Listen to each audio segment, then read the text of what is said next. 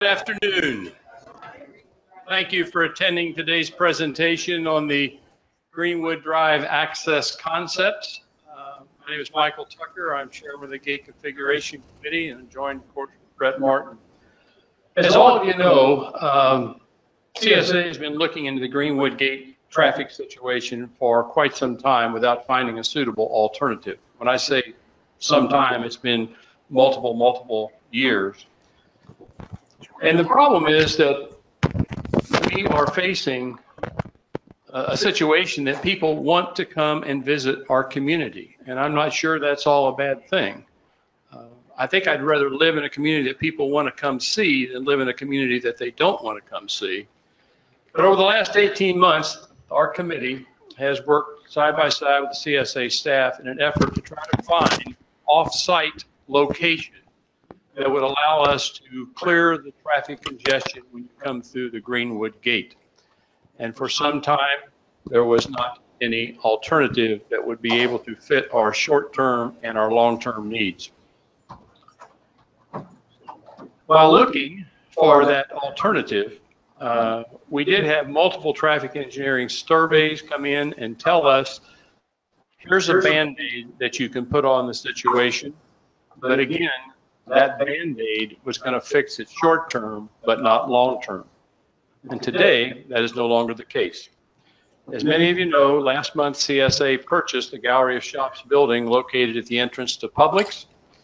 And while no final plans have been developed, our preliminary site planning now allows us to show you why we feel this new pass office location will significantly reduce our traffic congestions as people enter into our community. As far as the Sea Pines exit issue, we continue to work with the town on finding a better solution to the circle. So that's an ongoing problem that we are trying to resolve. But for now, Brett Martin is going to take you through the situation of the Greenwood Pass office. Thank you. Thank you, Michael. Am I good on the microphone, everybody? Okay, great. Okay. Thank you for coming. Just a couple notes on our process today. I'm going to do a presentation. I'm going to go through the slides pretty quickly. Okay, I'm not going to take questions until the end, and we're going to use the filming process so that we can send this out to everybody in the community that is not able to attend today. So I'm not trying to ignore your question, but I do need to. So we'll pick back up at the end, and any questions, and I'll stay here as long as we need to stay. Okay, let's go ahead and get started.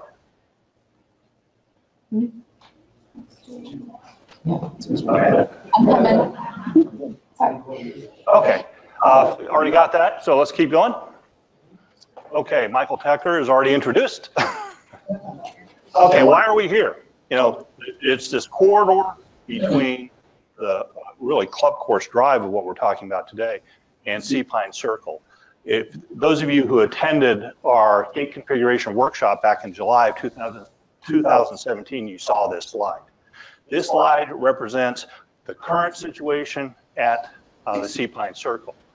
You can see here, eastbound, which is us going to the circle, these are the traffic delays in the AM, noon, and at the PM, okay?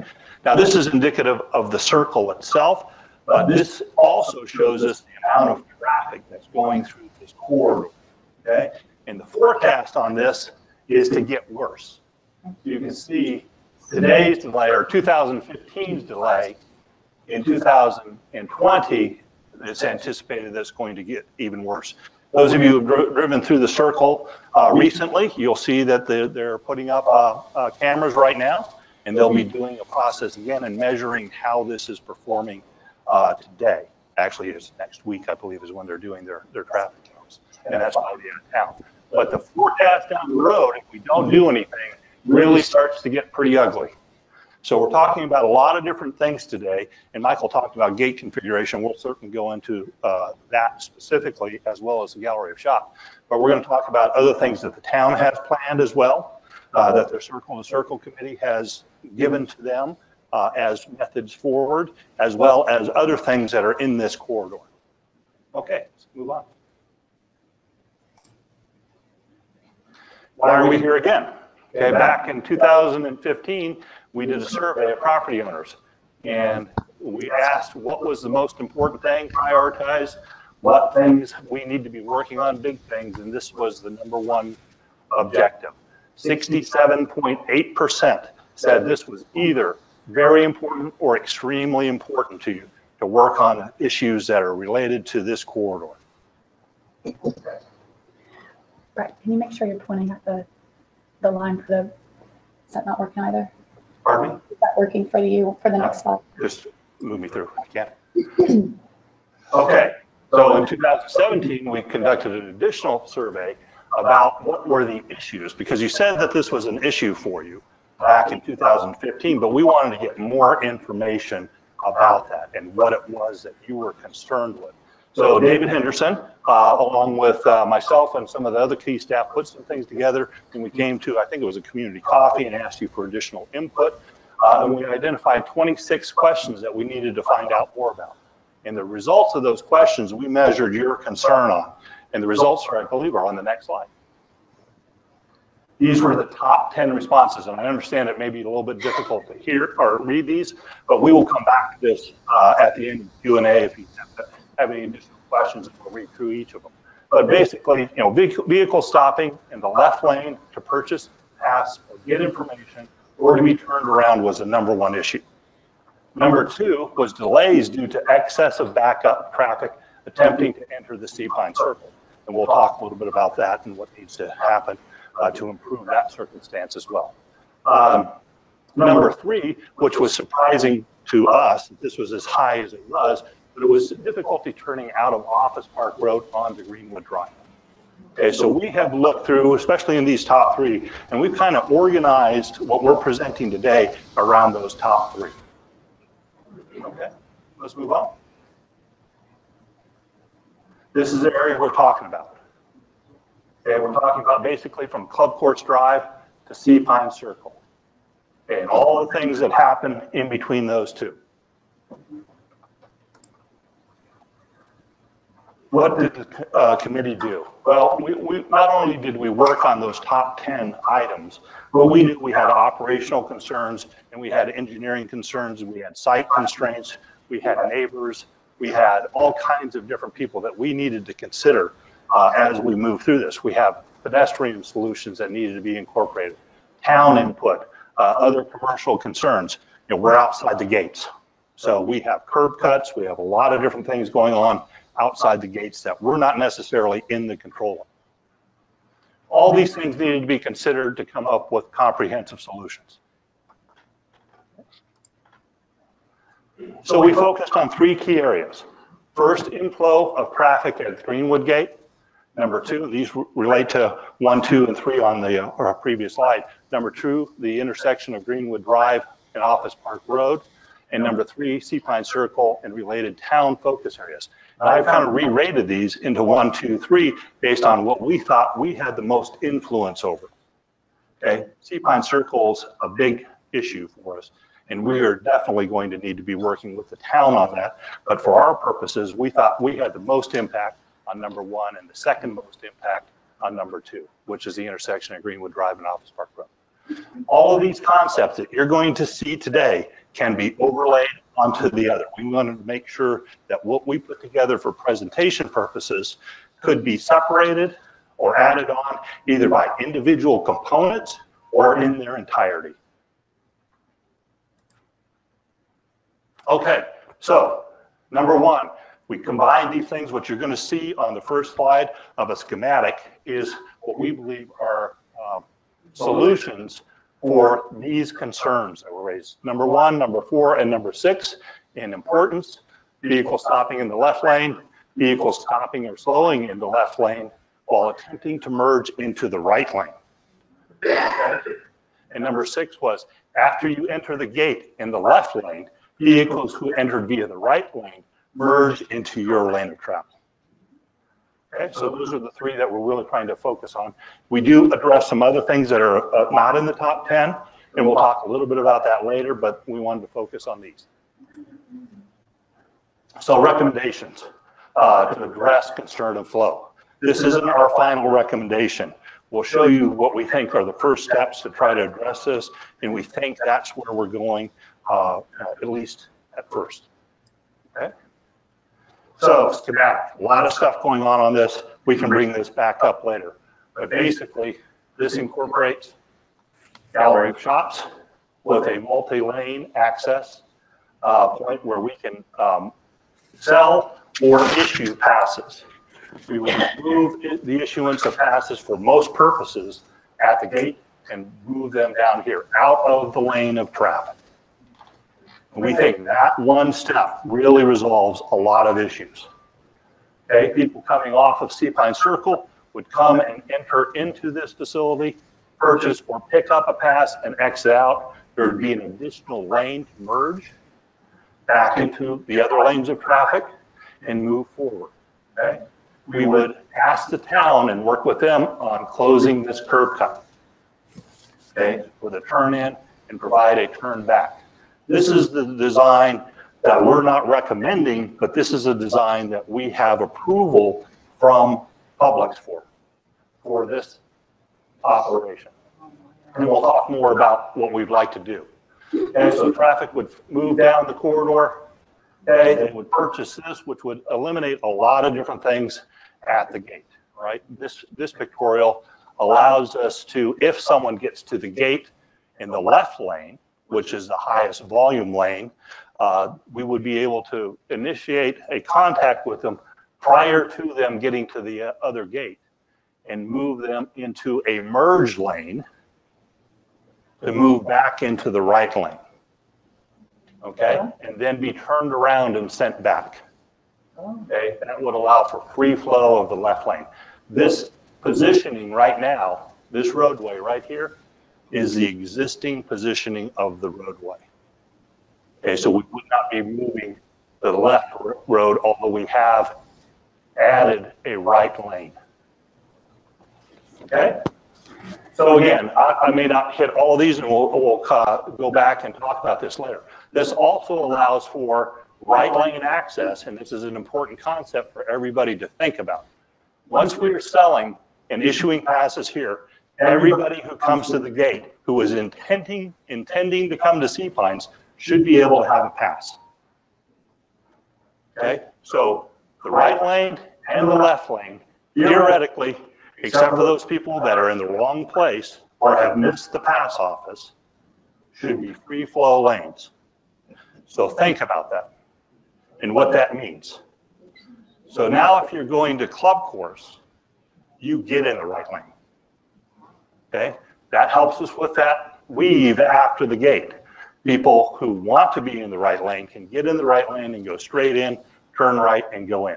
If you're going it further into Sea Pines, you stay in the left lane and move forward. Now, if for some reason you get in the right lane, you can still merge back. Okay, you can still merge back. That opportunity is there, but we think this will significantly reduce that weave after the gate.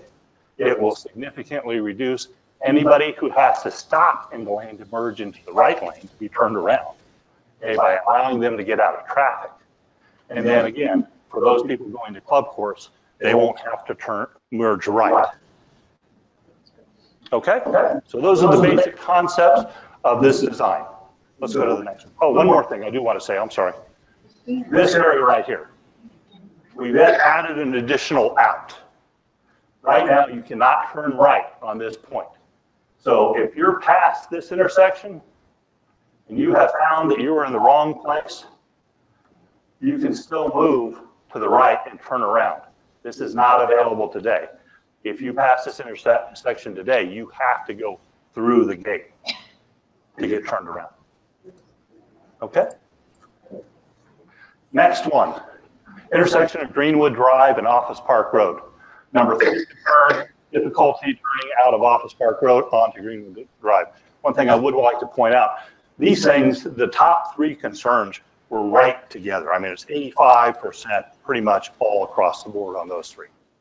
It also deals with vehicles turning left onto or out of Office Park Road across your lane of traffic. So you're exiting, right? And someone's turning in front of you. So they're pulling out into the intersection as you're exiting. And then number 9, We've also addressed pedestrian topics on this slide. Okay. Now, before you see the slide, what you're going to see is not completely being recommended. So I want to preface that because the solution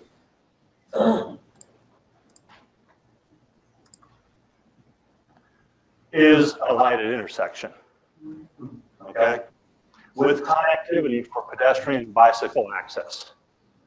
Okay, if you think about a lighted intersection, if you look at all 4 of the other quadrants around the circle, they are all lighted intersections. Okay, they control that traffic. We're not adding any additional traffic in here, but it gives us an additional tool to allow you to be able to come back in and turn. We don't anticipate these traffic volumes are that significant. So it's going to be a pretty short light.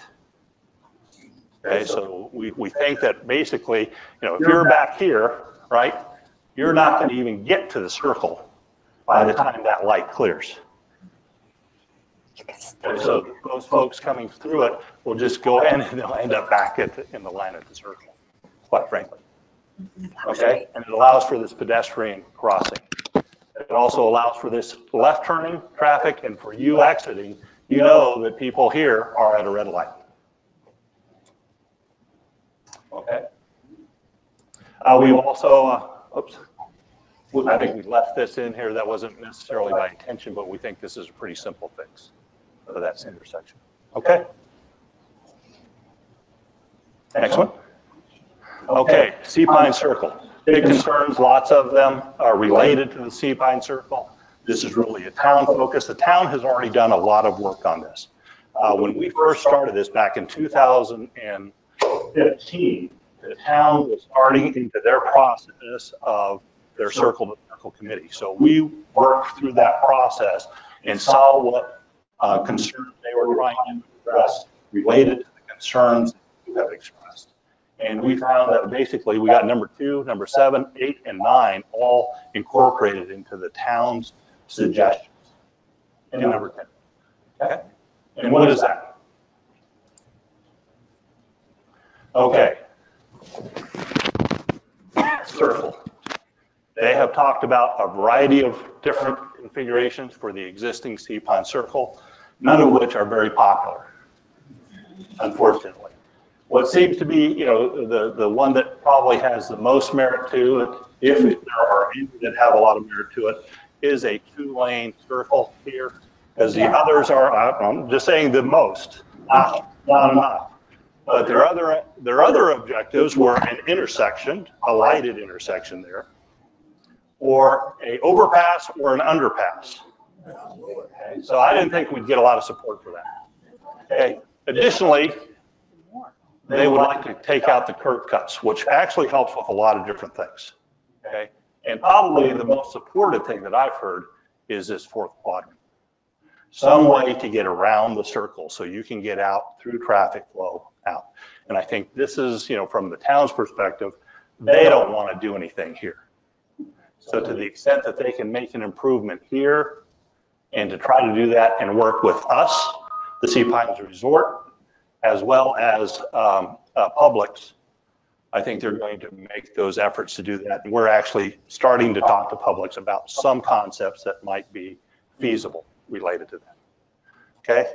Again, these are, additional that's incorporated into this is this curb cut closures, better signage about it, and then, of course, a signalized intersection here as well. Okay, let's move on. First steps. What are we doing? And eventually we'll get a picture up here, I think. We bought this place. Okay, not a very pretty building. Had a lot of questions about it. When are we going to tear it down?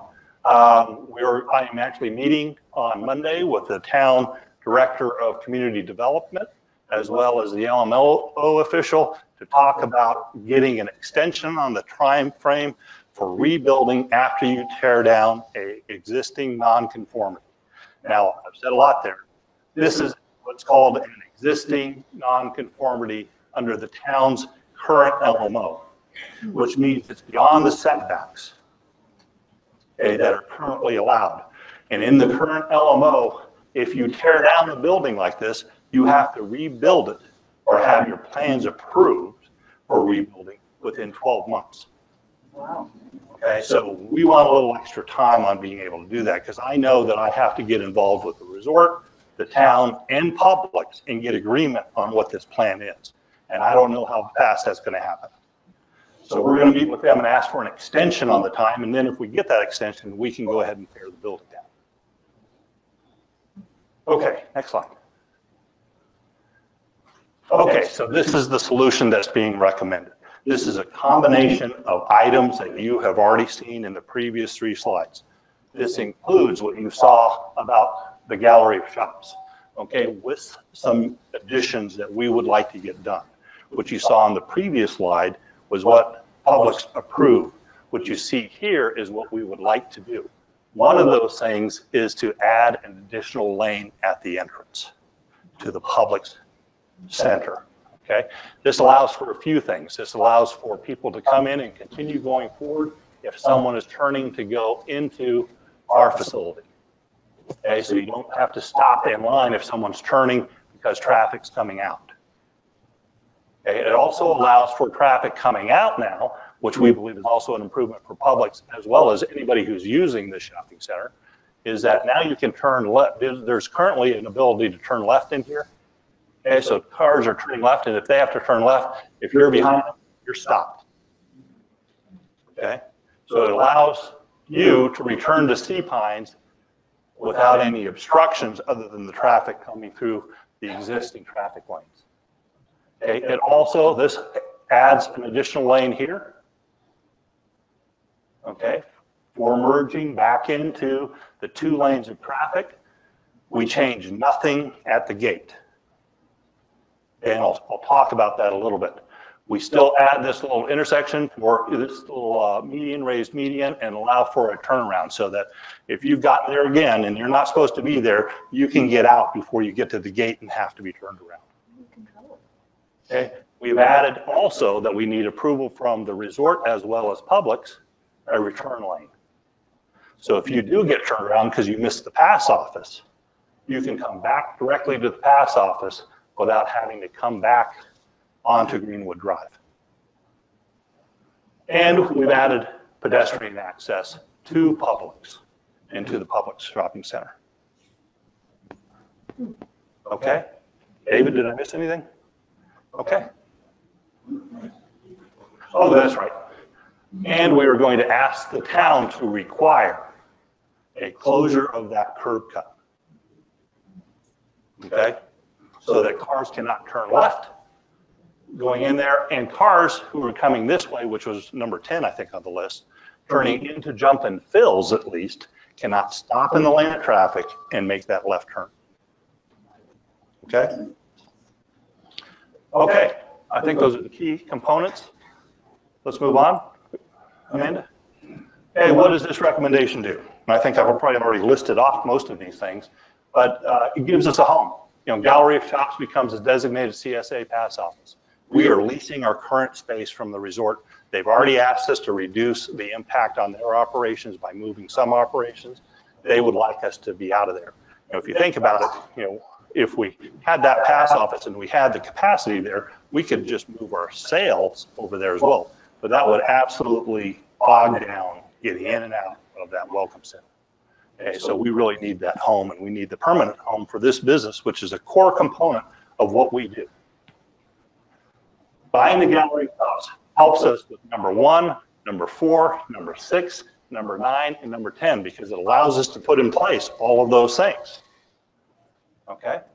It also allows us to improve the speed of operations. If you think about it right now, when we have high traffic, we have one place to go. If you're in the right lane, for example, we have one place for you to go. If you're in the left lane, we have 2 if we sell you a pass. But we're trying not to sell passes in the left lane and moving to the right lane.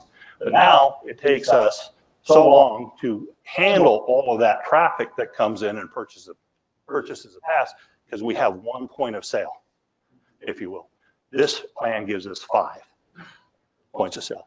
Now, I don't know that we need 5, quite frankly, But the plan allows us to build 5. We may come back and say, we're just going to build 3 at this point, and if we need to build more, we can, if traffic grows. But if we can handle it with 3, that makes sense to me. Okay? Issue and sell passes at one site out of the roadway. This helps us combine staff. Right now, we're running a pass office in the gate, so we're combining staff together to just run this facility during slow times. We anticipate that the existing pass office staff can probably handle all things at this window. During other times, when it's busier, we can expand and handle that. Okay, allow CSA to process the issuance and sale of gate passes to multiple lanes at the same time, which is what I just talked about, which allows us to free up that gate. Allows us to scale our operations and expand and contract. Provides for a traffic lane to flow back into the 2 lanes, that additional lane. So people aren't turning out into a lane of traffic as you're coming off the circle. They have an acceleration lane and an opportunity to merge. Provides for a method to turn around before the last curb cut at the gate, which is we're just trying to find ways to get traffic out of the gate that's not supposed to be there. Allows for pedestrian access to Publix. Okay, right now, if you're trying to go to Publix and you go out of the club course gate on the west or north side, you get dumped out into basically a street, or you have to cross at the gate and go to the other side. This provides for a pathway to connect back to Publix. Eliminates one key curb cut, and that's that jump and fills curb cut, where you turn left into jump and fills and you stop in the lane of traffic. It also keeps people from turning left into the gallery of shops, building, and facility. Okay, if you were to find yourself out on Greenwood and you needed to go to the pass office, you could turn into the entrance of the resort and continue on that return lane. Provides a return lane from the gate pass, which is what I just mentioned, that doesn't require a driver to get back onto Greenwood Drive. Provides turn lanes into a new pass office to help with traffic flow. That's going from 2 lanes to adding the 3rd lane at the entrance, so you're not getting stuck behind someone turning into the pass office if you're going to Publix, and vice versa. Okay, provides a right lane for club course, reduces weave. So you initially get into the right lane. Okay, you go ahead and you stay there because you don't have to go around the traffic that's waiting at the gate to purchase a pass. You're going to club course, you get in the right lane. Okay, this also creates a concern for people in club course trying to get out. But because we're not selling passes now, we think we have the technology available that we can put a camera and or one of those weighted, you see them at intersections. If you come up to a intersection that is lighted and there's a controlled light there, the light basically goes on a timer. And after a period of time, you get your light to get out. Same concept here, except we're not doing it through a light. We're just doing a pad in the roadway that tells the gate officer someone's waiting at club course. And once you get to a certain weight, both officers can stop traffic coming in, let the traffic out, and then continue to flow through. Okay? So those are what we think this recommendation does. Next slide. So next steps. We still have a lot of permissions to work through.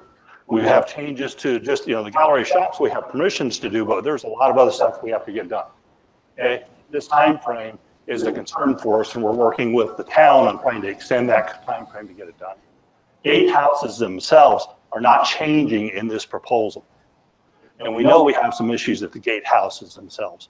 Probably the most critical issue for Toby and his crew is that the gate officer who is managing the left lane as you come in is on the wrong side of the vehicle. So if someone has to stop and get information or be turned around, we have to stop them from the passenger side. Now, we think we can work through that, but at some point in time when we have to renovate the gatehouse, which is probably already beyond their need to be renovated, we probably want to make an adjustment there. Technology. We have entered into a contract with a firm called ABDI to help manage all of this and improve all of this. But ABDI alone has no solution to issuing a pass that is readable by a gate officer. Added difference. Okay, you can have it on your cell phone, and at some point in time we might be able to do that, but you're still stopping to show that, whereas a gate officer today can just recognize your pass in your window or your dash, and you can move right through. And then club course drive, ingress control a gate. We've got to figure out how we do that to make sure that the people on club course can get out once we have a free flow of traffic coming up. Okay, next one. We need your feedback. Our process for today, upon that site, and we will send out a contact and an email to everybody. We're recording this. We're going to post this as well as the slide presentation. What we want to do is get feedback from you, from the community, based on that recommendation specifically. Okay? Community feedback will be provided to the CSA Gate Configuration Committee and the board and CST staff for review, and then we'll come back to the community with final plan of action. So you'll get an email after this. We don't need your comment today, but we want your collective comments on this, and we want to get it all together. So we're going to send the video, the presentation, and a link to those, and a communication to all property owners. That'll be coming up in the next couple weeks, you think, Amanda? So that'll be coming out. We'll be letting you know when that's going to come. Okay, next slide. Questions and answers. Okay, the filming process is still on, but so if you would, wait for a microphone so we can record your question at the same time. Amanda? 1 second. Just one moment. This gentleman over here. Could you raise your hand again? There he is, right there. Yes.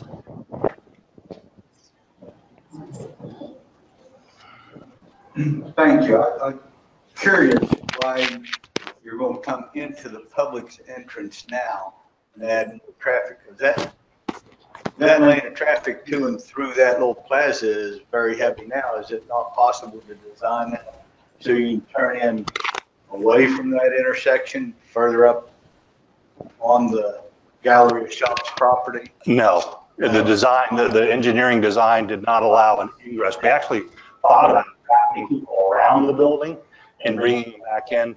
But again, from the traffic engineering perspective, the traffic engineer said you're going to have just a loop of a mess. They think you're better off. They think we're better off, especially. Yeah, well, in the key component here, understand that there may be times when we misjudge, but if we can process up to 5 vehicles at a time, we don't anticipate us having a significant delay. I mean, on a pass purchase, we issue that pass purchase in 15 seconds. Now, if we can do it 5 times that, we're going to be down on average to 3 seconds. Okay, at five different locations. So we think this traffic's going to flow pretty well. Now, volume increases, that kind of stuff, we're not prepared for that, but we're certainly not prepared for that at the gate today. Lady in the back here.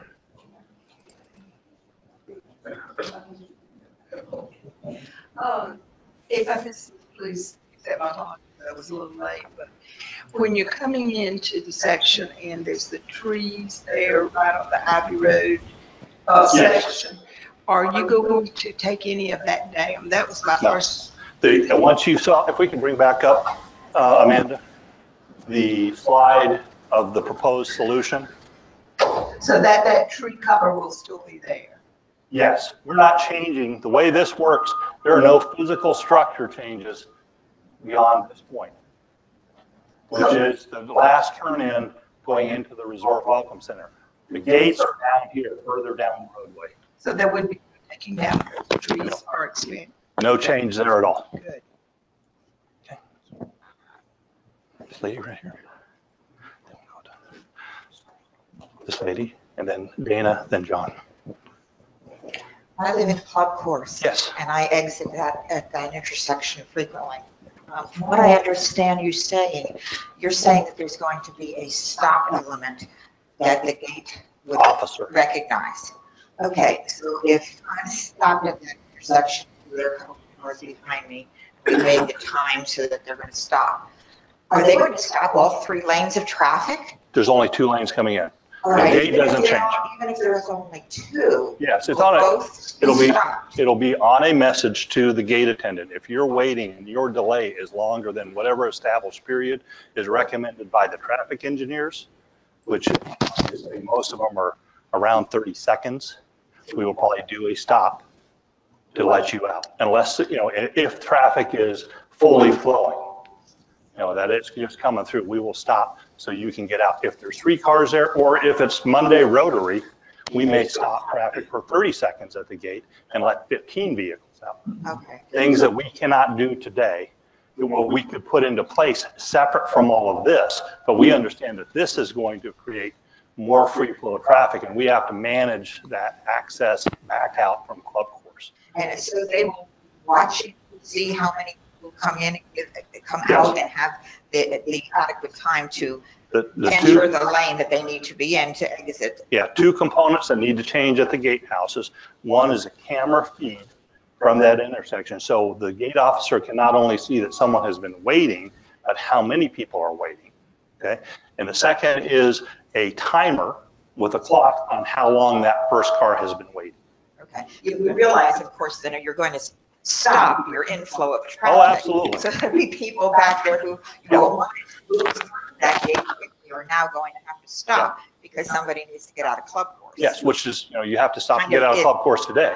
Right. So I don't anticipate us needing that except when we have a lot of traffic free flowing in. Right. Because So it's just going to be intermittent. it would be Russian roulette to have to exit there. Yes. But I can also anticipate with outflow traffic, of course, a lot of times of stopping traffic and backing up those people that you say you've sold passes to quickly and are wanting to flow very quickly in are going to get stopped all the time then. Well, they'll get stopped again, as I said, when we have that need at club course, and it'll be moderated. I mean, at some point in time, you have to get out of club course, right?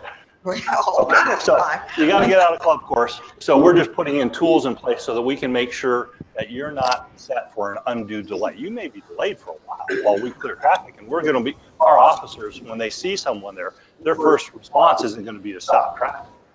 But if they can't get a clearing through, they may even slow traffic down to let someone get out before they stop it. Right. This is just a not tool. so much a delay issue, it's a safety issue. Yes. I've been almost hit trying to get out of there myself because people come flying out of that gate so quickly that you can't estimate how fast they're going to get to you. Yes. I mean, I don't anticipate the left lane free flow changing much at all. I mean, other than you're going to, if you're standing at club course and someone's in the right lane right now, guess what? You've got to wait. Hopefully they're using their signal because you don't know if they're getting into the left lane or coming in. Absolutely. Okay. Now our focus is if you're going to club course, you're in the right lane. So we think there's going to be less of that merge traffic coming back in. You're going to only deal with that left lane primarily, but just to be safe at the gate, to make sure we don't have someone merging back in, that gate officer will be in control of that traffic coming in. And if they need to create a gap for you to get out, that's their objective. Whether they have to stop them, slow them, whatever they need to do to get that so you can get out. And now they're not working with, selling passes, so they can focus on that kind of operation. Okay. Sure. Should be a webinar. Let's go. Okay. Let's do Dana, then the question from the webinar. Okay. It does appear that with the 5-lane bay, we have completely opened up our plantation, and we are not a gated community anymore. We are a community with a toll booth, but that's not my question. You've obviously made it possible for everybody to get in here as quickly as possible. Over the last year, our real problem is getting out. To get to the Sea Pine Circle is sometimes a 5-minute to 10-minute wait. This fall, the University of South Carolina at Beaufort is going to open their new facility. The Radisson is going in, and we're going to have student housing back there, which means that we're going to have even more traffic coming out of that road where Harris Teeter is. And so every time that light stops, there's going to be a flow of traffic that pulls up and gets in line to go to Sea Pines Circle. This to me seems, I mean, I just don't, there's not any more land here. We're making it possible for more and more people to use that corridor who don't live in Sea Pines and who don't need to get out the way we do. And I just don't see how it benefits our RPOs at all, really. Well, I don't see how we're creating more. I mean, the town may be creating more with USCB, Yes, but that's and the already future of approved. development will be creating more through their process. And we anticipate this is going to get worse. Yes, so then why are we putting a light in there and making it possible for them? We're not. That's not the recommendation. We're not putting a light. Go back. There's no light here. So where is the light? There is no light. We're not recommending that. Okay? Oh, at Office Park. We don't have a light at Office Park Road. No, that's the whole point. What we are recommending is this. There is no light at Office Park Road in our recommendation. There's none. That's what one of the plans is. When you said your concern was number 3, turning left, coming back in, the only solution the engineers could come up with it was to put a light there. We don't think you should do that. And we're not recommending that. Okay? We don't think that's the right thing to do, especially now. Have you measured what you think the Yes. traffic is going to be once the new campus gets there and all of the students have housing back there? Have we measured? No, the town has. And, you know, unfortunately, we had opposition to that long ago, and they went forward. That ship has sailed. So, what we should do is actually put who we let come into our plantation so we don't have such a line going out. well, that's another matter, so. John? I'm trying to look at the solutions for what we have today. We have a question from the webinar. Oh, yeah, I'm sorry. Let's go ahead, Amanda, on the So- webinar, then John.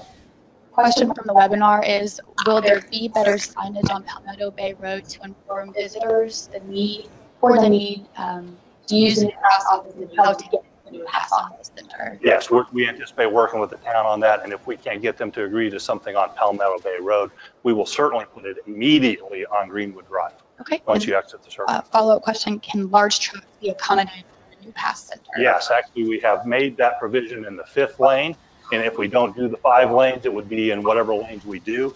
The outside lane would be for truck capacity. Thank you. Hold on. Oh, I'm sorry, John. Thank you. I'd like to congratulate you and the hundreds of others that have worked on this. I think it's got real potential. There's some details that need to be worked out. Yep. I have 2 questions you haven't mentioned. It appears to be a 50-car parking lot on the site. I wondered why. And what is going to be in the building adjacent to the toll booth? Okay, the building, let me handle the building adjacent to the toll booths. Right now, our plan is to put our pass office staff in that building.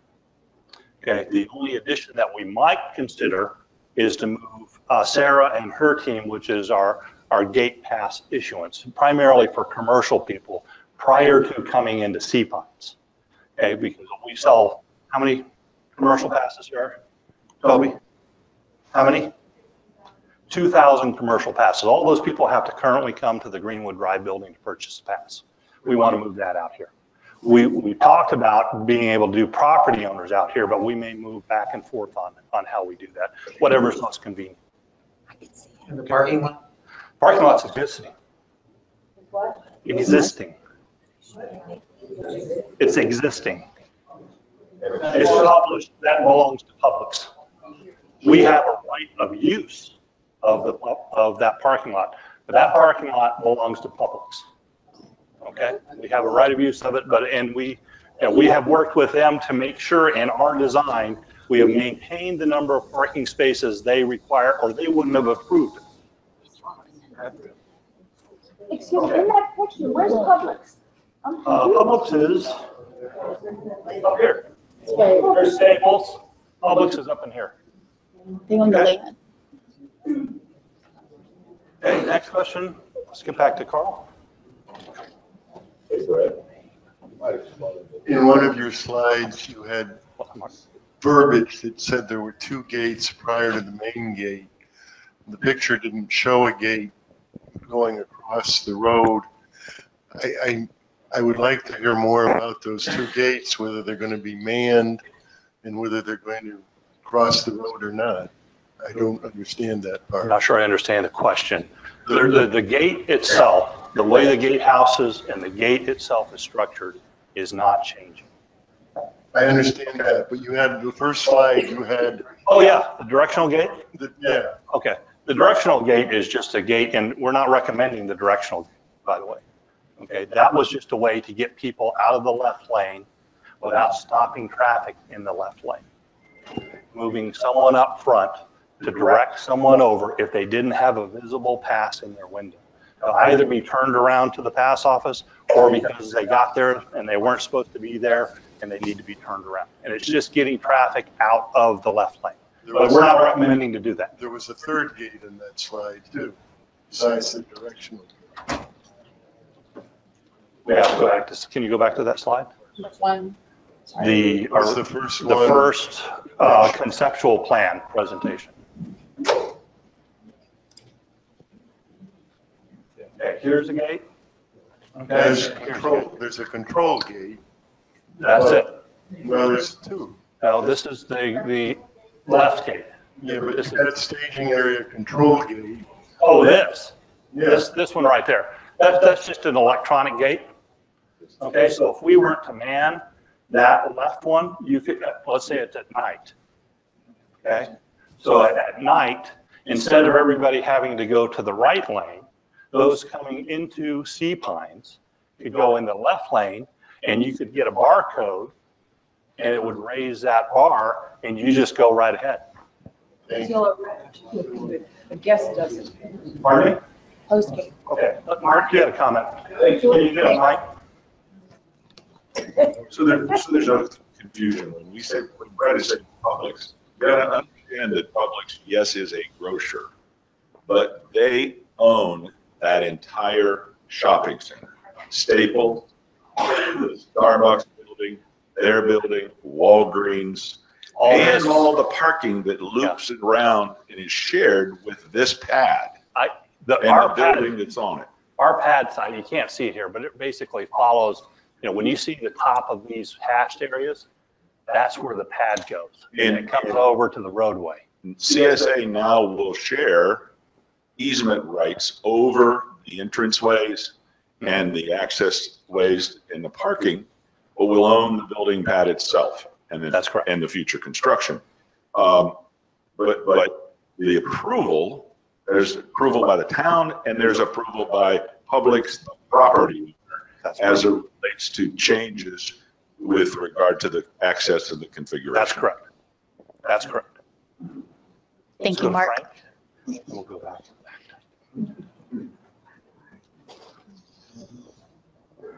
First, hats off to you folks for doing a very good job thinking this through. Just a couple of comments. I don't know if you've really considered electronic distribution of passes with some security. I would think that would be. And we're looking for solutions, and we continue to look for solutions. We haven't found any yet that are going to do what we need to have happen that are not cost prohibitive.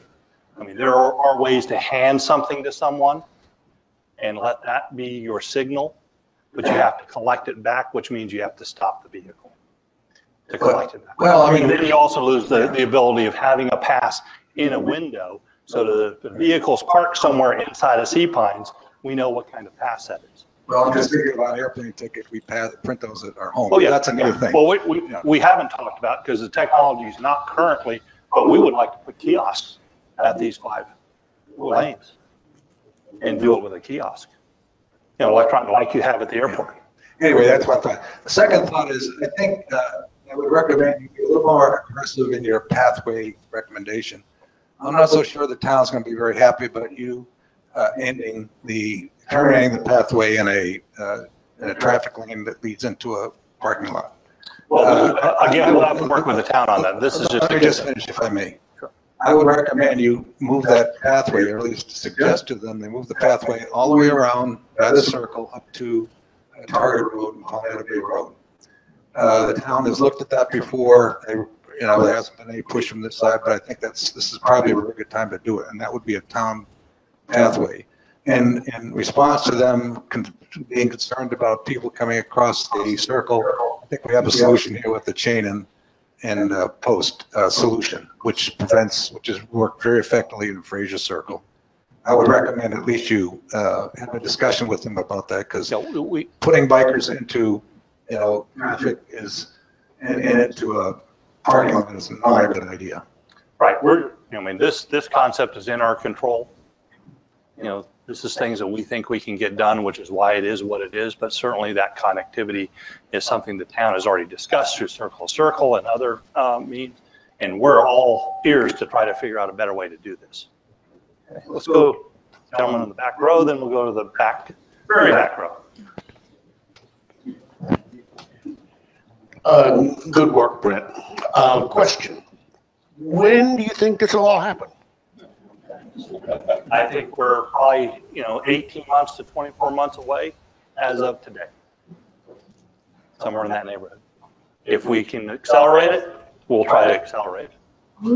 But our steps to get the architectural drawings done and engineering drawings done so we can have plans, so we can get agreement.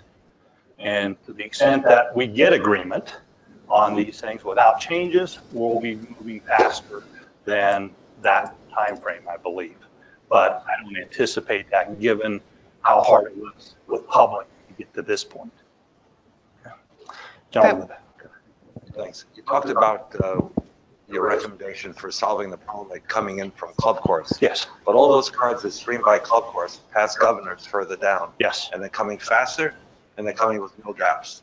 So as you're helping people get through the gate faster, you're just moving that problem further down. I'm not sure what your solution is for the Governor's entrance. Yeah, we don't have a solution considered today for the Governor's Road further down, and that is a challenge, as is a challenge at Plantation in Greenwood coming out of that area as well, and we don't have a solution for that. It's beyond the scope of what we tried to identify here. But it still seems to me that all of these things that we're trying to solve are for the benefit of the people trying to come in, that we have to live with it somehow. Someone else brought up, if we don't have so many people coming in, we wouldn't have a problem getting out. So my question still is, when you showed the forecast of all this extra volume, where is that coming from? Is it that we're still too cheap letting people in? Do we ever have a cap on how many people come in on any given day? It just seems that we're all compromising, paying for the benefit of commercial at the resort. And I just don't understand why. Well, I don't disagree. But that's more of a legal and a right matter, and this is just something that's in our control. That is not. Let's go back to, no, I agree. We're not stopping. We're just talking about taking a step. Okay. Hey, Brad. Thanks for taking the time to do this today. And a lot of people I'm interested in. It's really great that you're putting stuff out there with the busy schedule you have. I just have one question. Above and beyond the 1.4 we already spent on this, do you have any ballpark of what this is going to cost the community over the next 18 to 24 months? Well, yes. We don't have. I don't have costs on this roadway yet, but we do have in our roadway plan in the next 5 years to redo this Greenwood Drive, Sea Pine Circle to the gate. Okay, which is a pretty significant undertaking, once we get that done. So that is separate from this, and we're looking at what that's going to require. Things like moving this, my hesitation, this is probably the single most expensive additional item beyond building this that we're considering in this practice. But without this concept developed here, which is the bridge back, because that's the water. Without that concept development and engineering plans, I don't know, and permitting, I don't know what that's going to cost. But I anticipate being able to do all of these other things. And again, except for possibly this roadway, but I believe we've got that covered as well for, probably 2.5 to 3 million total with the purchase of the building. So that's the total cost. 2.5 to 3 million. Well, we haven't really gotten into this to see how much that would be or what would be available to do that. That could be nominal or it could be something else. We have questions.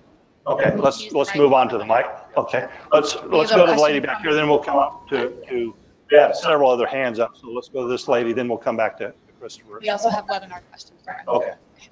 Lady up here. Yes. Hi. Recognizing that you cannot prevent people coming onto our beaches from other areas or from the ocean, are we all forgetting the fact that we really want our commercial people well? We want them to go to truffle shops, everything. But aren't we helping an enormous use of the beaches for people who do not pay anything here? So I don't think it's so much even raising the gate fee. Is there any way that we can better not have such vast use of our beaches? I think that's all the people who are coming in, and we're making it easier for them to come in.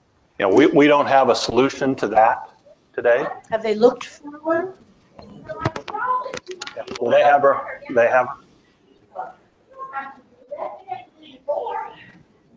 Well, we have an agreement. Again, if you wait for something, hold on. If you'd like to ask another question, but let's go to the webinar question. And Christopher, I believe, had a question. Then we'll go to this lady here. Okay, the question from the webinar is, just a moment.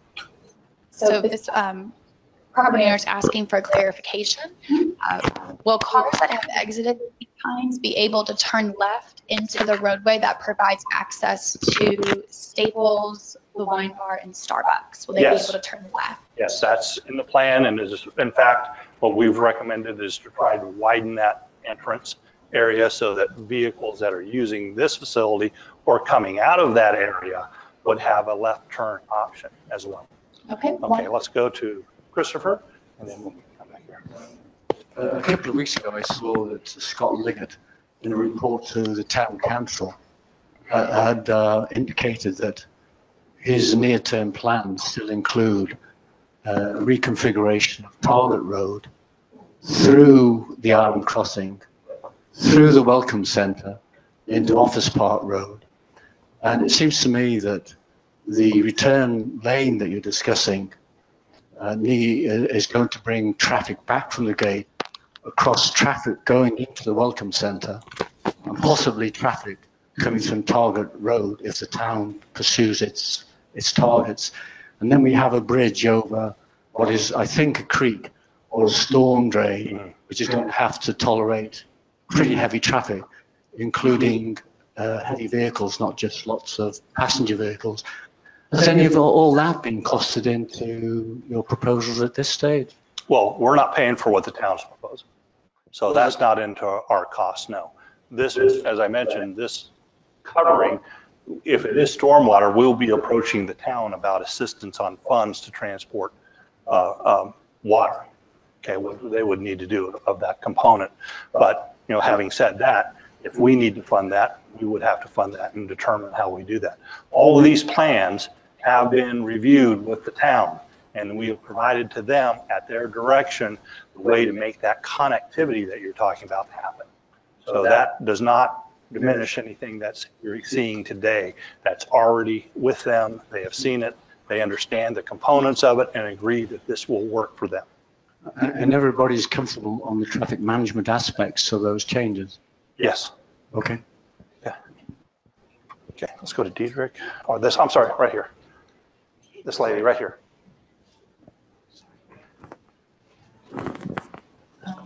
I've been coming and an owner on Sea Pines since 1977, 8, 9, 79. I see and speak to a lot of friends of mine. We're very concerned with us changing from a residential community with a resort aspect to a public amusement park. We have enabled people to use our beaches, and I understand that they're public beaches, but the access to them is not public. And we have the right, the legal right, to limit access to the beaches. We are now providing trolley service to take people who are publicly parking at Sea Pines Center and haul them down to the Sea Pines Beach Club and enable them to use the beaches. I have been at it with the town to oppose the allowance of beach canopies, tents, and been told, well, that's good for the tourists. Well, it's not very good for the people who live here. I'm kind of wondering when it's going to be less good for the tourists on Sea Pines and more good for the people who live here. And every year I see that it becomes a little bit less for us, the owners that live here, and more for the resort or the commercial businesses or for day trippers. Now, I'm sympathetic to people who want to go to the beach on Hilton Head, but we have a lot of public beaches on Hilton Head. I don't see why Sea Pines has to become a public beach. Okay. And, excuse me, let me add one more thing. Sure. The cost, I was at the last meeting and there was a big discussion about the cost. We're supposed to be raising the gate fees. Mm-hmm. A lot of people that I speak to say $6 is ridiculous. You can't get into anything for $6. Okay, understood. Okay, let's go back to the back row here, and we'll do the gentleman in the green. I just have a quick Yeah. question. Can you use the mic? Would you be able to? I live on Club Course. Yes. Is it possible to reduce the speed limit so that you don't see 35? Because it comes so fast Yep. out of it that if you had lowered it and kept it maybe 15 and 20 miles an hour. Yes. And then increase the speed as they go along. I think that's a great point, and we'll work with our engineers to see if we can move that sign further in, and possibly to talk about the other Club Court or Governor's Road, reducing again before you get to And Governor's Road. keeping the radar on Club Course all the time, that really does reduce speed. Yes. Right now on Club Course, they're building houses, and it is just, Okay. sorry. You're building 2 houses on Club Course, and it would be great if you could keep the radar there the whole time, because I live on 47 Club Course, and it's like living on 278. Good, and that's what we're going to collect all these comments. I think there are other steps beyond what we're talking about here to do things with. When you get out of, when you're coming into Sea Pines, would help a lot, so that people coming out of Club Course. Don't disagree. And Right there. Thank you. First, a lot of work's going into this, and I appreciate all the effort. I have a couple of questions. First is, if I go to Riley's to eat lunch and I want to make a left turn to come back out, what you're proposing, I wouldn't be able to do that anymore? No, you can come out of the existing turn out of Riley's. It would be out of the jump and fills curb cut. Okay. Now, I don't have that as, if this is an issue on the other side for you, we want your comment on that. And we certainly want you to tell us that you would prefer to be able to do that. Our real concern here, quite frankly, is people turning into jump and fills. But there are no acceleration lanes along that area, so you can turn out into an acceleration lane. But that's a good comment for us to think about how we might be able to do something if that's a big concern. Well, I'm just thinking that the only alternative is to go back around Office Way and back by the Harris Teeter, and the next thing you know, you're stuck at that other intersection. So this is not a really good, there's not a good way to do this, no matter what you're thinking. This is the existing Riley's entrance, close to Wells Fargo. Right. That does not change here. This does not change except for this barrier here. So you would have to, if you're coming back in, you would have to come down and come around, or go out the other way under this proposal. So I guess my other question would be, It's going to cost what? Well, I was kind of confused. I always thought that Greenwood Road there was a town street or a state street. It's ours. It's it's Yes. CSA street. That's correct. It's our street. Interesting. The center of the circle is ours, but the roadway around the circle is the state's. So but once you get off of the circle, you're onto our property. Okay, so And we have all the easements on that roadway on the frontage. Okay, then well, that sounds good, because if it's our property, then we ought to be able to do anything we want to with it. I'm not sure that that's true. So, but my last question is, I guess, how are you proposing to pay for all of this? Well, I looked at this, and if we get this in the 2.5 to $3 million range, it's about 200. If we were to amortize it over a 20-year period, it'd be about $240,000 a year, which is about 2.5% of our budget annually. So it's not a huge number relative to the total budget. And as everybody has told us, this is a critical issue. There is no more critical issue in sea pines today than being able to get in and out of sea pines. I mean, that's what we heard loud and clear in our survey results, and all of the surveys that we took subsequent to our initial survey, to the attendance at meetings like this. This is the critical issue that I hear about day in, day out, over and over and over again, and we're just trying to plan for the future and to try to resolve some of these things the best way we can with the resources and the tools and the rights that we have today. Brett, we have a question over here. All right, I missed Diedrich. Gentlemen, hey Brett, we have a question over here. You just Okay, yeah, let's get Diedrich, then we'll go to that gentleman. David? David. You were asked the question of how you propose to pay for this. I didn't quite get the answer. And it seems to me that since a lot of this is benefiting the commercial and resort, are they going to contribute significantly to the cost of this so that it doesn't all fall on the property owner's back? Well, it's all, when we collect all of our revenues, it's all in one pot. There are a couple of minor things on some gate fees, but in general, it goes into one pot for the community. So to the extent that they contribute by their right or their requirement and what they have to contribute, they contribute.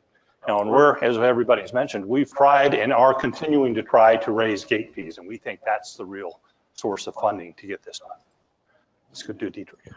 In line with this question of the previous gentleman, I would think that, and this is maybe also a message for Mark, we are paying for all of this. 3 million, or $1.5 million for the acquisition, $1.5 million plus. It will probably be more than that with the road. All to a great benefit for the commercial, as is the trolley bus, as are many other things. Isn't this ammunition for CSA to step up their request or their demand for Sea Pine Center to come around and finally agree with this silly increase of the gate fees? Because it's a lot of money out of the pockets of the owners. Yeah, those, just so you know, those that you may have missed the announcement yesterday morning, we have agreement from Sea Pine Center and the resort. We have a challenge from a third commercial owner. Okay, so it's not Sea Pine Center. Okay, let's, this lady here. Could you please clarify, those picking up passes at the new kiosk, if you will, can they then go through in any side of the main gate? Right. Exactly, they have a pass. Yeah, they have a pass. So even the nighttime gate at night, they can go in any side? Right lane, left Well, lane? at night, again, what we would do is probably close the facility as we do today. Okay. And go back to the gate in its right lane. So after 11 o'clock, I don't think we anticipate to change anything there unless we see volume changes of that traffic. I understand that. So therefore, if you live in Club Course, the only way to approach it is on the right lane because that's the only lane that will take you into the Club Course. Is that correct? You can't get there from the left lane? Yes, you can. You have to merge back into the, just as you do today. You Just have to want a merge back in. clarification Yes. on that. Yes. And then again, exiting Governor's, Yes. there will be a dedicated turn lane as there is now to exit Sea Pines? Yeah, that nothing beyond this point here changes. Okay, that's Okay, fine. other than what we talked about is to put something so we understand at the gate how long people are waiting at golf course to get out. So the last part of my question then is, do you have an overlay that proposes the town target extension for the current welcome center to Office Park with your recommendations? And We so you do. have your recommendations, but you don't have a town overlay. We don't have a town overlay that ties into a plan because they don't have a town plan. But we have but we do have a overlay. There we go. We do have an overlay that does an extension from, I believe, this intersection to take it around up and up. So they have seen that and they've reviewed it with their plans. So the plan that they had in 2015 for the target extension is completely null and void? No, not at all. This supports it. This supports it? Yes. So again, my question is, do you have one of those slides that you can overlay your recommendations? Well, so you see the town we do. And yours. Yeah, well, we don't have the towns because they don't have one. I have one. They have a, I don't know if we, let's go to the slide that they provided. We've got some stuff. Okay, maybe I'll email you what I have. Okay. You want to go to That's fine. That'd be great. Okay, do you have another one from the webinar, ma'am? I do, yes. Give me one moment. So the question from the webinar is referring to, I think it's more of a clarification question. The property owner is asking, is there a proposal to move the guard shack? And if there is, will there be additional fencing or a barrier on the side of the pedestrian gate going into Ivy and Evergreen? No and no. Okay, and then one other follow-up question is, this person is recommending that there would be no left turns within the drive, that there would only right turns. Have you considered that option? So that's part of the town's, as far as closing curb cuts, that's part of the town's circle to circle, and they are considering that, quite frankly, that is going to require their support. And we believe, based off of a review of case law, that the town has the authority to do that. However, we have not seen that in the state of South Carolina when it's on private property, which is what we have here. We own this road. So we're going to work with the town, specifically on this one, and see if they can help us do this. Okay, by requiring it. Thank you. If that's the way we want to go. Okay, the lady in the back, and then we'll come up here. I'm sorry. I understand and can appreciate I guess the issue. I totally agree that gate passes being $6 needs to be increased. But I got a real shock a couple of weeks ago when I went to the CSA to get a new sticker for my car. I have a new car, and so I had to get an updated sticker. And there was a lady in front of me that asked about getting a sticker that doesn't even live in Sea Pine. She lives in another community and was told that it would be $120 a year, but if she wanted to wait until July the 1st, she could pay $60 to get a gate pass, a sticker gate pass like owners that would allow her to come and go anytime she wants to between now and the end of the year, and that there was no limit on how many people could do that. Well, the limit is to their location in the communities, and there are two passes, I believe. One's a Beaufort County and one's a Hilton Head Island property owner pass that you can purchase on an annual basis. And to my knowledge, that has been in place since CSA's existence. That seems like allowing a lot more people, and if they were smart, they'd do that instead of paying $6 anytime they want to come in. Yeah, but most people don't know about it, quite frankly. We don't sell a lot of them. We're not putting it out in the paper. I'm hoping the word doesn't get out.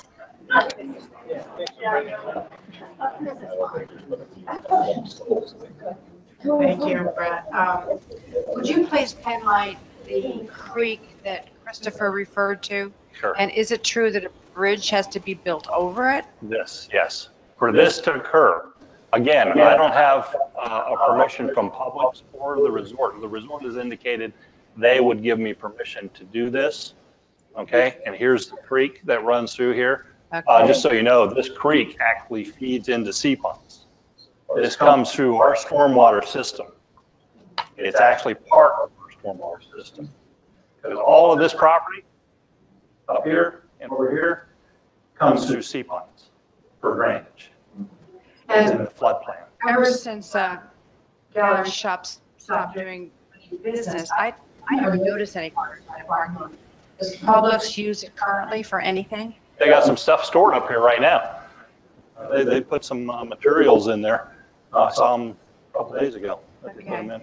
And could you again highlight what this town potential path would come? Well, they've got a couple of different plans. One is along this border, if you know, across the street here. You can't see it, but this is called the Courtyard Building. It's a condominium, commercial, first floor. Well, that's actually all commercial right now. But there is a building here, and they've got two. I've seen two proposals from them. One is coming from Office Park down here, and then wrapping around somewhere, sometimes coming up, and then through the middle of Publix. Okay, that's one proposal. Through the middle of the middle, literally between Starbucks and Publix, over that lagoon, coming back out. That's one of the concepts they have. The other concept is an extension from the entrance to the resort over here between Riley's Plaza and that Courtyard Building to extend it down here, and then to tie in Office Park. Now, this extension does not tie into Office Park. This extension that they were talking about ties into Office Park. This is the most recent discussion that they've had, is trying to tie this. And if you look at those slides, that'll be on the slides you see later. When you look at those slides, that fourth quadrant loop ties into Office Park here, or here, right here, comes up, goes around, and then comes out and ties into Palmetto Bay at the exit to the Publix parking lot. Okay, where the light is existing, okay, where that traffic light is existing, and that's their other plan that I've seen. Let's go to that. Helpful? Okay. Since we don't own the parking lot and it is Publix's parking lot, how long is our usage of the lot? What are the terms? I mean, what if 5 years down the road they say, nah, we're going to do something with the Staples building, we need that lot back? We have a permanent easement over all parking. Okay, we have an additional easement for maintenance over this parking area here. Okay, so that is from a maintenance perspective. It runs with the land forever. And you have that locked up. Oh yeah. Right? Oh yeah. Way before we thought about buying this. Well, I mean, I've heard things like this happen. Yeah, understand. It reminds me of water rights out in the West. You know, you buy something you can't. You know, there's always eminent domain, but it's not a Publix decision to do anything. This lady right here. Then we'll go to Stu. Are you saying that you're adding 5 permanent employees in the 5 lanes plus the 2 gate people? No. You know, we think that we would do this primarily with existing staff. We may have some shifts to add here, but you know, it's really a traffic expansion and contraction. We think there may be some savings in here as well, especially if we combine our staffs with our staff that's currently at the CSA office. Some of those staff also move out here. We would have additional staff, and they can do multi-purpose. Now, will there be some additional staff? Possibly. You know, that's a possibility, but we'll see how as we go. And as I said, our intention, depending on how quickly and how well the technology works, is to put kiosks in here. Do you differentiate in those 5 lanes between a purchase pass and a guest of an owner pass? We could, or we don't have to. We have not made that specific determination. The concept is if there's one person there, they can do both if the traffic volume allows. If for some reason we get some other circumstances, we can shift those through the kiosk system as well as through communications at the gate. But right now, the idea would be we would try to do as much as we can with one person and facilitate that access in. we don't want to back up one side or the other, certainly. Are you familiar with Palmetto Dunes and their guest passes for owners? It's electronic. Yes. We're using the same thing. We're going that direction. Okay. Okay, they've implemented that about a year and a half ahead of, they're about, oh, Toby's gone, but Sarah, you know, they're probably about a year ahead of us on that, and then we're moving to the same software system. One of the great things about that is we're sharing that with Palmetto Dunes, Indigo Run, Hilton Head Plantation. So now for commercial people, our objective is to get all on the same kind of barcode sticker.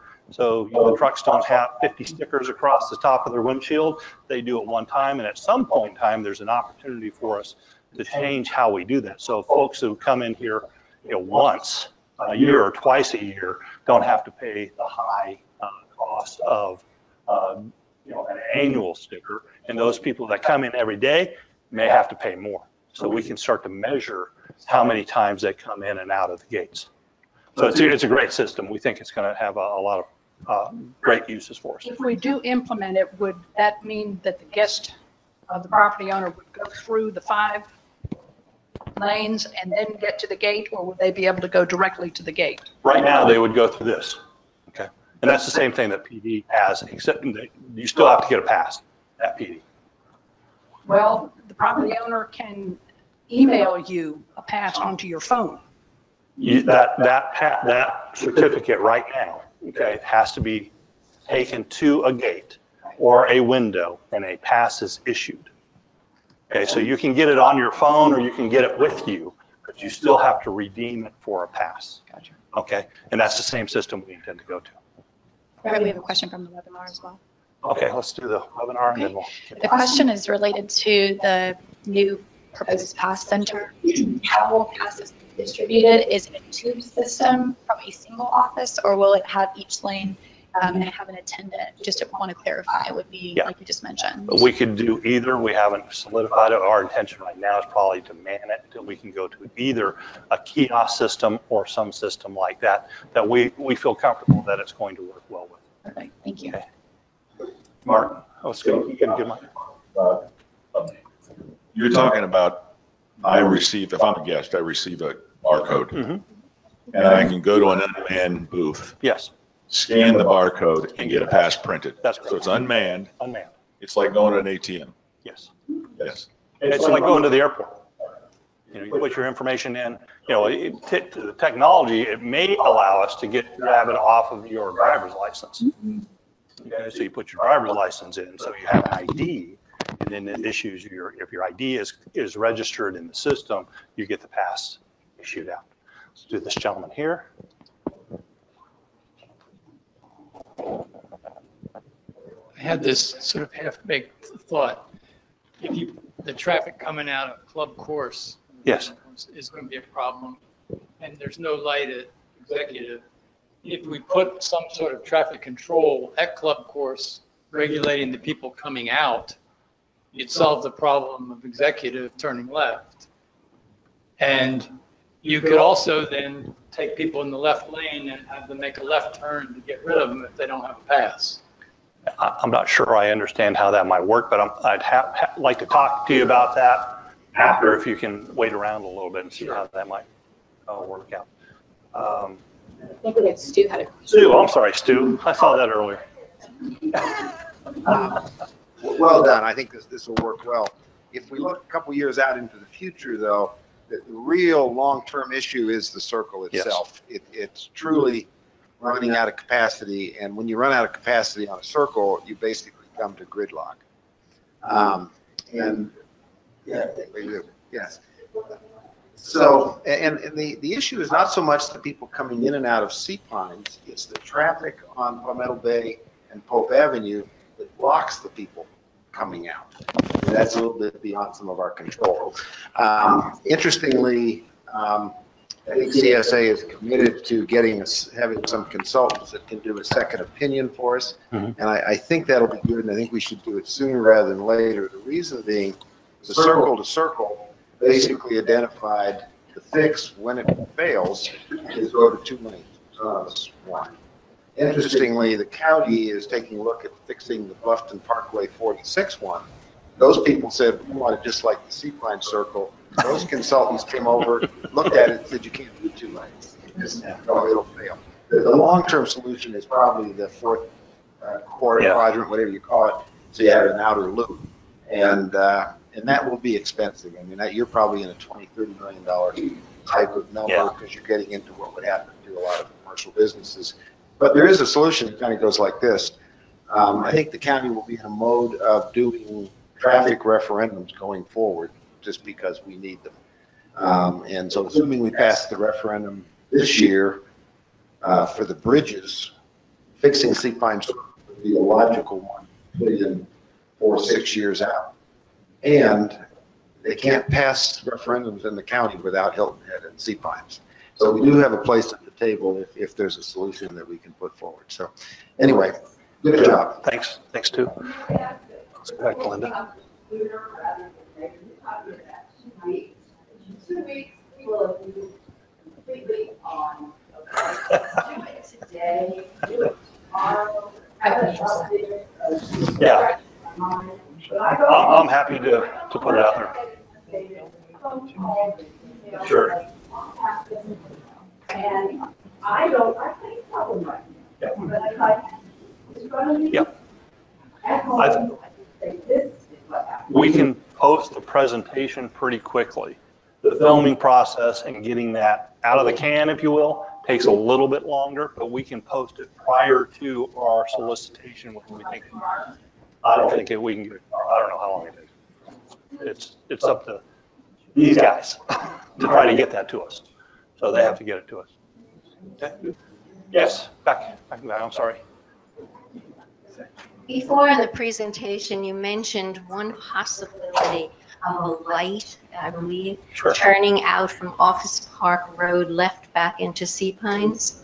Yes. Is there another solution, or is that one that looks viable? We proposed, one of the proposals initially was a circle at that intersection, but the engineers said that is not practical given the proximity to the Seapine Circle.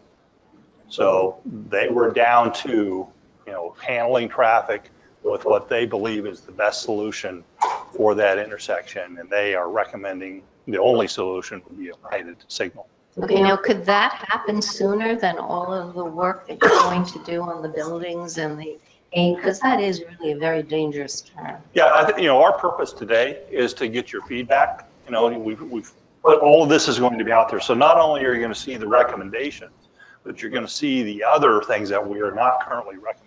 And if we hear a lot of feedback on moving forward with that light, we'll be coming back to you to try to reincorporate something like that. Okay, and one other thing, my neighbor who was sitting here before mentioned the fee that can be paid by people outside of Seapines for a year or half-year entrance. Yes. Can that be changed? That, I think, would cut down on some of the traffic anyway. Yeah. Can that be raised? Gate fee increases are in the hands of two commercial operators, the Seapines Resort and Seapines Center.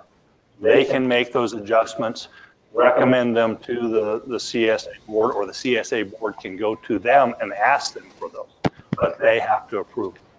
So they have, since CSA started, an interest in having people on the island access commercial, especially residents to access commercials. We actually have a relationship with Hilton Head Plantation, where anybody who lives in Hilton Head Plantation, we look at their sticker on their car and they get to come in. Do they do the same for us? Yes. Okay, and one other question about that. Do we have any information on how many people use those half-year, yearly entrance Not fees? many. Yeah, we do. Okay. Off the top, Sarah, do you know? Annual passes for residents. Of the island. The Pelican Pass. Yeah, Pelican Pass. I don't, and actually, we use that Pelican Pass for a variety of different purposes.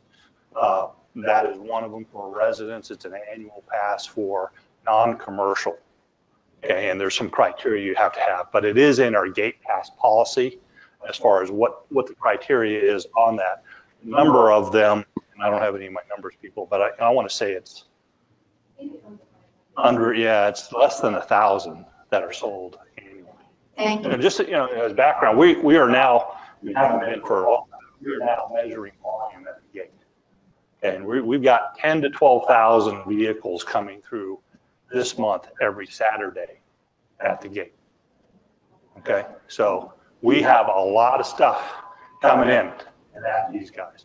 In addition, not in addition, but part of that component are the anywhere from 1,000 to 1,500 purchases of passes that come in on a Saturday. So there's a lot of traffic coming through that gate that we deal with, and we think this is going to help us better deal with it. So your experience is going to be better. Not going to be perfect, but within the constraints that we have right now, we think this is the best solution we can put forward. Okay. Yes, this lady. Or do you have something? I have a webinar question. Let's do that. Then this lady, then this lady back here. I'm missing someone We have over a here. question from the webinar. Has there been any discussion on limiting the number of day passes during the summer busy months? Has there been discussion? There's been discussion. We don't have agreement. So those people that are in control of that access is there. Thank you. Thank you very much. I have a couple of questions. Sure. One, I've heard a lot of comments here regarding access to sea pines. To whom and when would those comments be appropriate? Because you can tell that today it's not the appropriate time. We have board meetings, every quarter at least, sometimes more frequently. In that board meeting, you have all the interested parties represented. So you have commercial, you have the resort, and you have the residents, and that's the place to get these concerns. Yeah, absolutely. Fine. Thank you. You're welcome. I have a couple more. Sure. One, I had a hard time understanding the Greenwood circle because it was pretty small. So I don't know if you wanted to walk through that or just let us try to take a look at it when you send it out. The Greenwood circle. Sea-Pine circle? Sea-Pine circle. It was difficult, at least for me to read. Okay. What was what. We didn't really put all the solutions up here. Can we bring that slide up though? There were 4 identified potential solutions that the Circle to Circle Committee for the town came up with for the Sea-Pine Circle. None of them were very popular. Okay. One was an expanded circle where you had additional lanes in the circle, a 2-lane circle with a 3rd lane, still the right turn lane out. Okay, that was one, and that seemed to be, although not popular here or even there, the only one that had any support to it whatsoever. The next was a lighted intersection. Okay, those two, from a construction and an implementation perspective, were certainly the 2 preferred opportunities. The 2 additional ones, one was what they called a flyover, which was an elevated pass over 278 and Greenwood for Pope Avenue and Palmetto Bay. And the other was an under, a tunnel. Okay, so those 2 are really far-fetched as far as anybody I've talked to has being concerned. And I don't think anybody's supporting any of it, but at some point in time, if those numbers start to come to fruition, that they've understood, there's going to be more and more pressure to do something there. I'm not sure what that is. Thank you. You're welcome. Can I ask one more? And Sure. that would be, where are you expecting the traffic when the South Carolina school opens up? Do you expect it to come through Office Park, or do you think it's, or is the signage going to hopefully send it down? We've requested in the plan that all signage directs exiting traffic that are leaving the campus and going to Hilton Head or to Bluffton or to any other site to exit right. However, there is an option for 1 lane of traffic to go left. There are 3 exits. 2 of those require you to go right. 1 allows you to go left. And that accommodation was made because of the commercial operations on Office Park, which is Harris Teeter, really. That's the primary one. So, but there's only 1, but all signage will direct people back the other direction. Thank you. You're welcome. This lady right here. I'm just back to try to get an answer on the beach. I don't think any of us want to prevent people from going to Truffles. The Yes. commercials, all great. Has there ever been a study of how many of the day trippers who say $4 to a car pay $8, say, for $2 they use the beach all day but never go to commercial? Has there ever been a number so that, is there a way to limit the access to the beach? Or charge in our parking lot, not just the parking lot across the street, for those who are purely using the beach. Just so you know, there are right now about 47 beach walkways along Sea Pines Drive. Okay, so to monitor each beach walkway somehow. Those be told, wouldn't they? Those people. Well, if anybody's parking inappropriately, we go and, if we're the property owner and they're parked on the beach walkway, we'll tow the vehicle. Okay? If they're parked on some property owner's property and the property owner wants it towed, we'll help assist them finding that so they can go and get that vehicle towed. Okay? We do have that occur. That happens every year, and we respond to those calls every year, and we end up towing people every year. Okay? I meant at the beach club. Oh, the beach club? The beach club I just is. meant at the beach club, people who are not using anything commercial, just using the beach. That's really long. Okay. The beach club is a little bit different. We don't have a mechanism to identify individual people right now who are staying in Sea Pines that might be using it to be able to eliminate anybody who's not. So there's been some discussion about that, but we have not moved forward on how you would do that. There are, right next to you is the resort. And as far as parking, they can limit the parking, but they want people to come to the beach club. Okay, so we're not proposing that they're supporting anybody coming from anywhere else and going to the beach club. That's not the case, but they don't have a way either from their entrances and exits as private property to identify where you are or where you came from, or whether you come up from the beach for that matter.